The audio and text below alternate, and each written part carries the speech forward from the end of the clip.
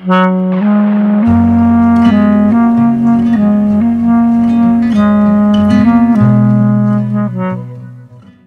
آپ نے کبھی اپنے آپ کو اجنبی محسوس کیا ہے یا کبھی مشکل حالات میں یہ سوچا ہے کہ کیا حالات بہتر ہوں گے؟ اگر ہاں تو آپ اکیلے ہرگز نہیں ہیں۔ رود کی کہانی جو بائبل کی ایک اہم ترین عورت ہے اور آپ کے لیے ایک حیرت انگیز پیغام رکھتی ہے۔ یہ کہانی محبت، قربانی، وفاداری اور خدا کے عجیب و غریب منصوبوں کی ہے۔ ایک ایسی کہانی جو دکھ اور مصیبت سے شروع ہوتی ہے مگر آخرکار خوشحالی اور برکت میں تبدیل ہو جاتی ہے۔ یہ کہانی اسرائیل کے قاضیوں کے زمانے میں شروع ہوتی ہے جب ملک میں شدید قحط پڑا تھا۔ ایک آدمی ایلی ملک اپنی بیوی نعومی اور 2 بیٹوں میلون اور کلیون کے ساتھ بیت الحم سے مواب کی سرزمین چلا گیا تاکہ وہاں روزی روٹی کمائے۔ مواب غیر قوموں کا ملک تھا جہاں خداوند اسرائیل کے خالص ایمان کی مانند عبادت نہیں کی جاتی تھی۔ مواب میں رہتے ہوئے ایلی ملک کا انتقال ہو گیا اور اس کے بیٹے مہلون اور کلیون نے موابی عورتوں سے شادی کر لی۔ مہلون نے رود سے اور کلیون نے عرفا سے نکاح کیا۔ کچھ عرصے بعد مہلون اور کلیون بھی وفات پا گئے اور یوں نعومی،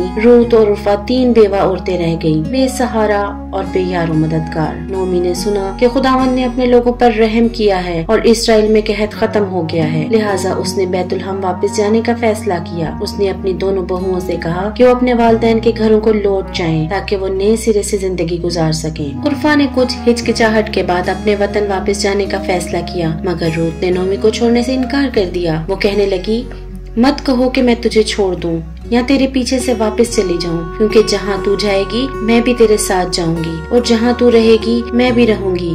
تیرا خدا میرا خدا ہوگا اور تیری قوم میری قوم ہوگی۔ جہاں تو مرے گی میں مروں گی اور وہیں دفن ہوں گی۔ خداوند مجھ سے ایسا ہی کرے بلکہ اس سے بھی زیادہ، اگر موت کے سوا کوئی چیز مجھے تجھ سے جدا کرے۔ یہ الفاظ رود کی محبت، وفاداری اور خدا پر ایمان کے گہرے اظہار تھے۔ ایک موابی عورت ہونے کے باوجود اس نے اسرائیل کے خدا کو قبول کر لیا اور اپنی ساس کے ساتھ بیت الحم جانے کا فیصلہ کیا۔ جب وہ دونوں بیت الحم پہنچی تو پورا شہر حیران ہوا۔ نعومی نے کہا، مجھے نعومی یعنی خوشی نہ کہو بلکہ مارا، جس کا مطلب تلخی ہے، کہو کیونکہ خداوند نے مجھے بہت دکھ دیا ہے۔ رود نے اپنی ساس کی پرورش کے لیے کھیتوں میں جا کر خوشک چینی کرنے کا فیصلہ کیا۔ وہ ایک ایسے کھیت میں پہنچی جو بوئز نامی ایک دولت مند اور نیک آدمی کا تھا جو ایلی ملک کے قریبی رشتہ داروں میں سے تھا۔ بوئز نے رود کے بارے میں سن رکھا تھا کہ وہ اپنی ساس سے کتنی محبت کرتی ہے اور کس طرح اپنے سابقہ وطن کو چھوڑ کر اسرائیل آ گئی ہے۔ بوئز نے رود کو عزت دی، اس کی حفاظت کی اور اسے زیادہ مقدار میں اناج چننے کی اجازت دی۔ اس نے کہا، خداوند تجھے تیرے اعمال کا بدلہ دے اور جس خداوند کے پروں کے نیچے تو پناہ لینے آئی ہے وہ تجھے پوری جزا دے۔ جب نعومی نے دیکھا